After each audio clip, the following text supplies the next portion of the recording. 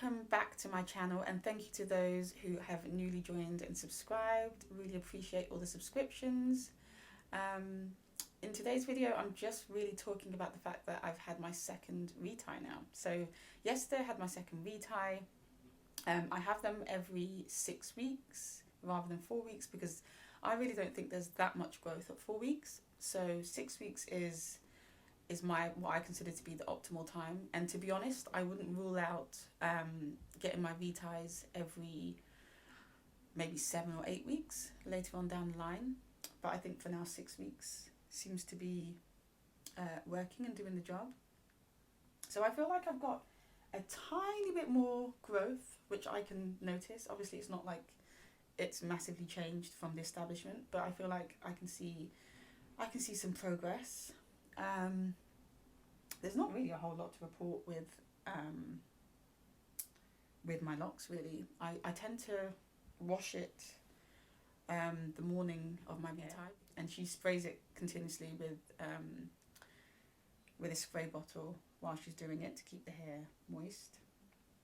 So I wash it before I go, and also that means that I'm not kind of worrying about my hair needing a wash soon after I've done it. So it kind of buys me at least a week of, if not 2 weeks, of not having to worry about washing my hair after it's been retied. So that's it really. I go to a salon called Tip Top Salon. If anybody wants to go to that salon, please mention to the lady that owns it, Mary, that you've come through Angela. You can actually quote code A1. But yeah, so that's where I go, that's where I do it. So I'm now 12 weeks locked. So on the 20th of October, I will be 3 months locked. So making some progress. So I'm going to just turn and show you what my hair is looking like. Hopefully you can see what's going on with my hair.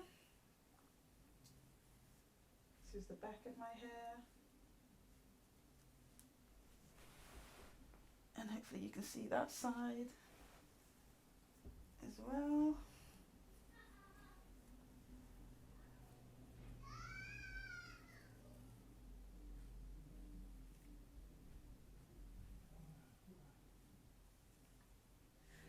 But that's it, that's my hair at 12 weeks. Ignore the random motorbike sound outside. That's my hair at 12 weeks. It seems to be coming along well. No issues, no complaints. It's all good. So the other thing I wanted to talk about today is the hair matrix. So I found a spreadsheet that I put together. I'm a real spreadsheet geek. So I've obviously put this spreadsheet together probably when I was supposed to be doing something more important. I've ended up, I basically found a spreadsheet where I've rated different hairstyles with a score of 0 to 5, with 5 being the worst and 0 being the best, for how good that hairstyle is. So I thought I would share that with you guys because for me, when you actually look at the scoring and the totals, Sisterlocks obviously came top, so it had the lowest score, so it came top of the list. It goes to show kind of like how I was, my thought process in terms of how I was looking for, I was obviously looking for something different.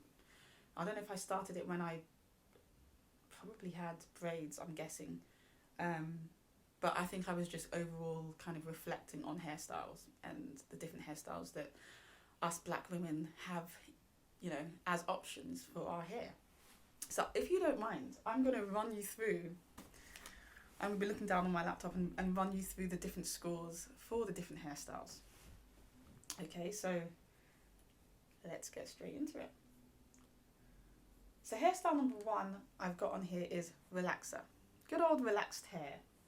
So basically on this spreadsheet, I've got like a column for scalp damage, impeding length retention, so basically stopping you from actually gaining length.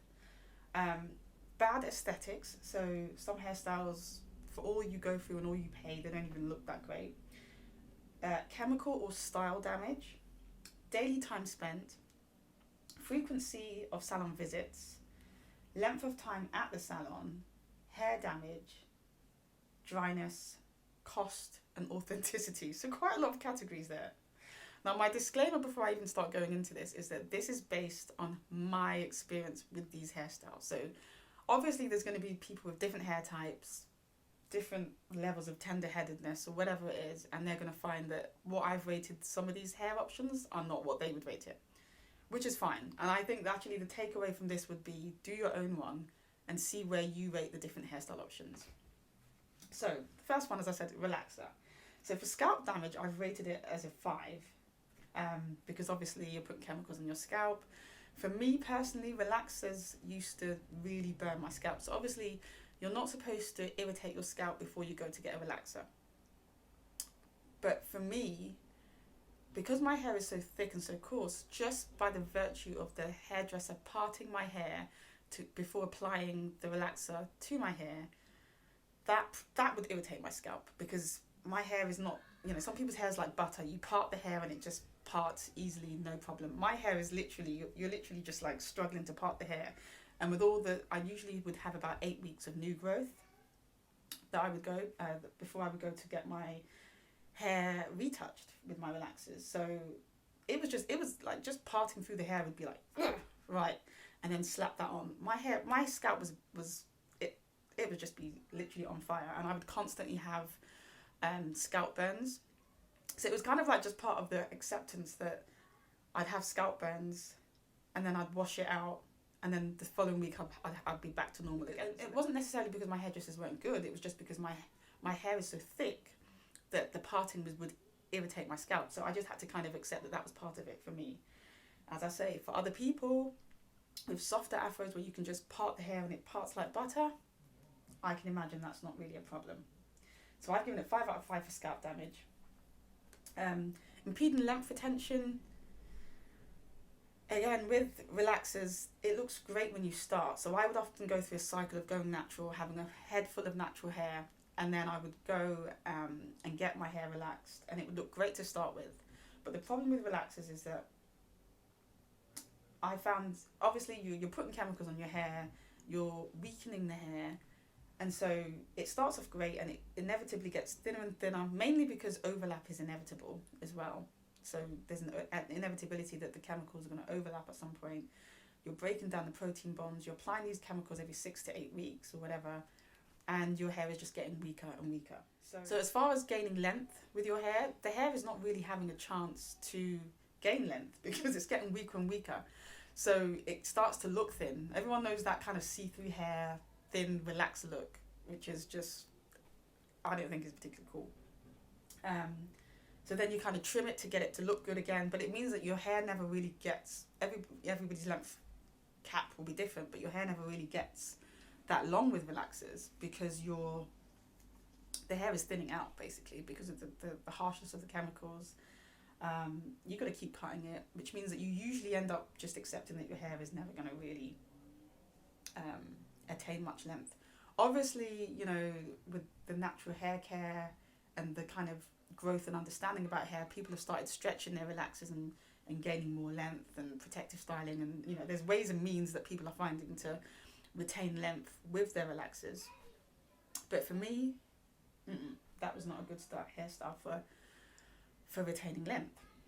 So aesthetics wise, I've rated it as a 2, so not with 5 being good and 5 being bad and 0 being good. Bad aesthetics wise, 2 is not bad. So with a relaxer, you can pretty much throw your hair in a ponytail, pin it to the side, put some curls in it, whatever. Doesn't take excessively long, I don't feel like it does, but it's just that bit with the scalp damage and the chemicals that are the kind of no-no with relaxers. So daily time spent, I've put that as quite low. Frequency of salon visits, I put that about 3, which is kind of the same for what I put for weave and braids and Sisterlocks or whatever. Length of time in the salon, I put that as 2.5 because next to braids, for braids I put 5 for how long you spend in the salon, with 5 being the worst. So it's like, obviously if you have braids, you can be in there for 6 hours depending on the size of the braids and length of the braids that you're having put in. So that's relaxers, and that's the main kind of no-no as far as relaxers are concerned. I think it's definitely the scalp damage and the length retention. Then on to weaves. Now on my score sheet, you can see weaves scores the worst. So I think, to be fair, I've never been the biggest weave fan. And the weaves that I tend to like are the ones where you've got your hair out at the front that kind of covers the weave, the tracks at the back. Full head weaves I'm not a fan of because I've never liked the parting of weaves. I always feel like they don't look real. Is it just me? Maybe it's just a me thing, but I think everybody has their thing. But I just never liked weaves that much. So from a scalp damage perspective, I feel like there's quite a lot of pulling. So they plait the hair in their little circle or whichever pattern they're plaiting, they cane row the hair in. And then they kind of stitch it together to keep it flat and to keep it together. And you know, if you've got bits hanging, they kind of sew that in. And you think, okay, that's a bit tight.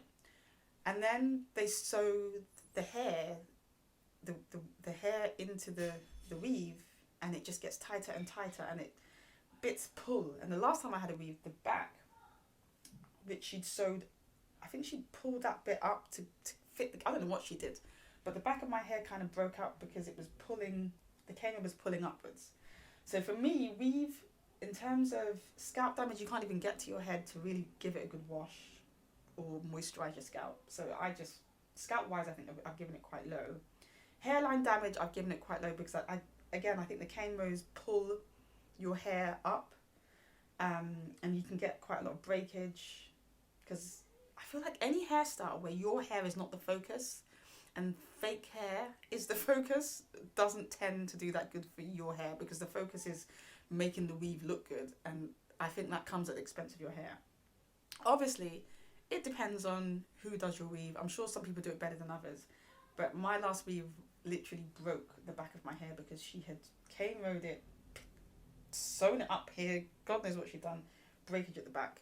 I literally had to cut all my hair because the back had broken, and it was just a mess. So weaves, not a big fan. I don't think it's good for hairline damage.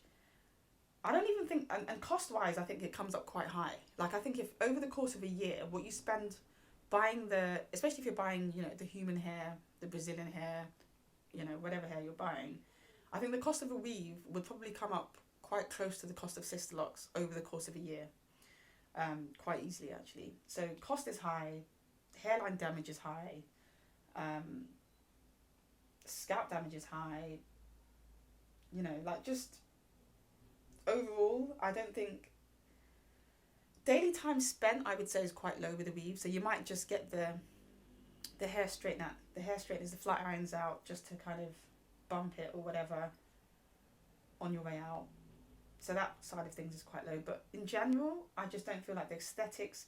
And the other column that I've added on this spreadsheet is authenticity. So authenticity is about a hairstyle that makes you feel like you're being real with yourself. You know what I mean? So with relaxers, it's your own hair. So there's an authenticity there in terms of this is mine. But then obviously you're straightening it, which is more to make it look, you know, more like European hair. So the authenticity I put is 2.5.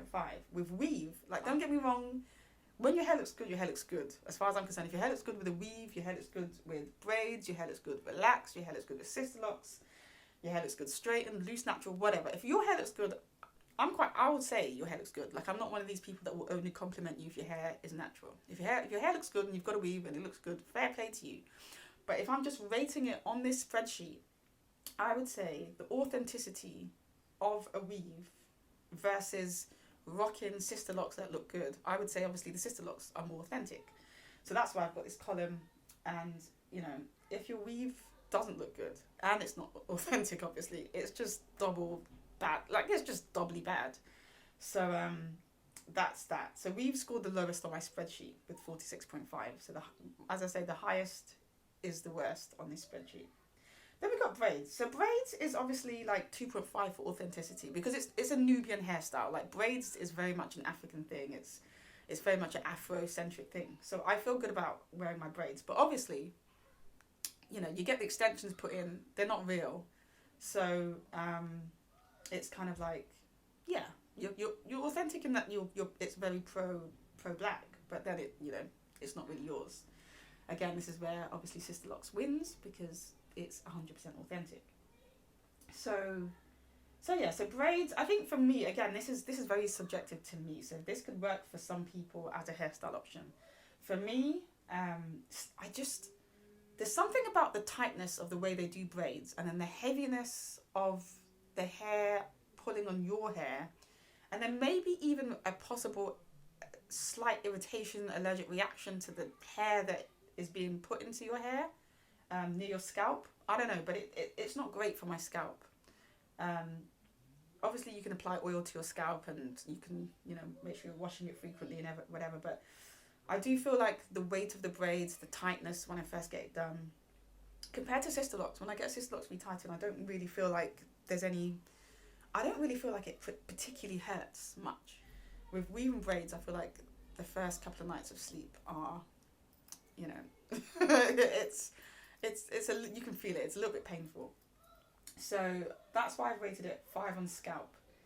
In terms of stopping length damage, I think this depends on the person doing your hair. So sometimes I feel like the hairdressers just kind of whip through your hair with the blow dryer because they want to just get your hair as easy to part as possible. So they kind of really go for it with the blow dryer, which sometimes can feel a bit like it's quite detrimental.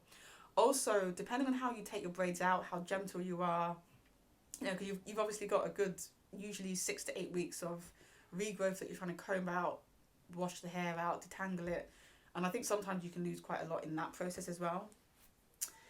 Again, with Sisterlocks, you don't have to worry about that process. Oh my god, I so do not miss it. I'm very glad that is no longer part of my life. But I think that is the bit with braids where it can either work for you or it can kind of probably slow you down a little bit with the length retention. So that's why I put that down as a 2. Aesthetics wise, I don't think there's anything about it that looks bad, apart from maybe when it needs to be redone and the regrowth is coming through. So I put 0.5. But of course, you can make sure that you don't leave it longer than 6 weeks to get it done, and it's absolutely fine. Length of time at the salon and possibly hairline damage is the other thing that makes braids a bit of a painful hairstyle option. So not only have you spent the night before trying to pull this hair out, take the braids that maybe not the night before because that's a bit tight, but a couple of nights before, maybe even a week, you've had to take out the braids that you had before, wash your hair, detangle, give your hair a break, and then get ready to go and get these new braids put in. You go to the salon and you are there for about 6 hours. 5 hours if they're really quick, 4 if you're really lucky or if they're really big. But it definitely takes longer to get what I was getting put in, let's say mid-back length, mid-size braids. So that's the downside of that.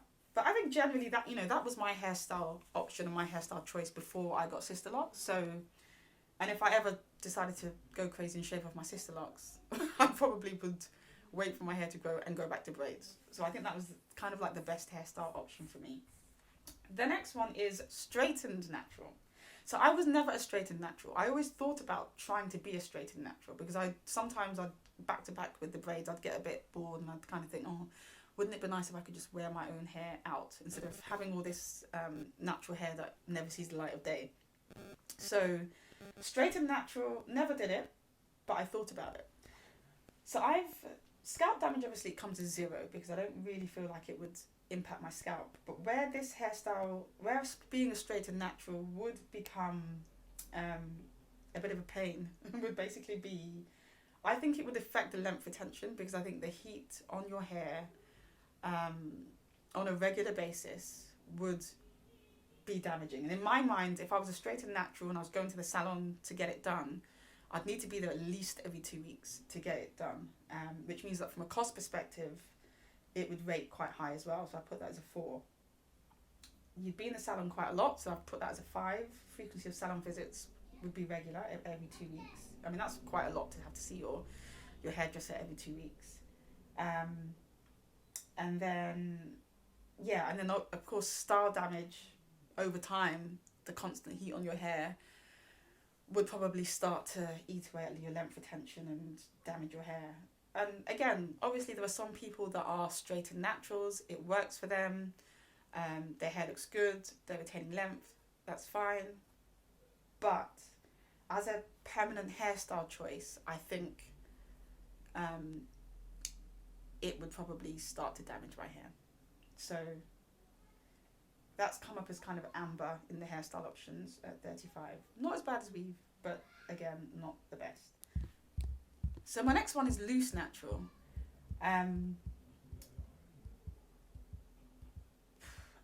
What I found when I went natural, and I think I was probably quite naive, I basically thought that, you know, relaxers kind of stop you from retaining length because you're putting chemicals in your hair and it's getting weaker.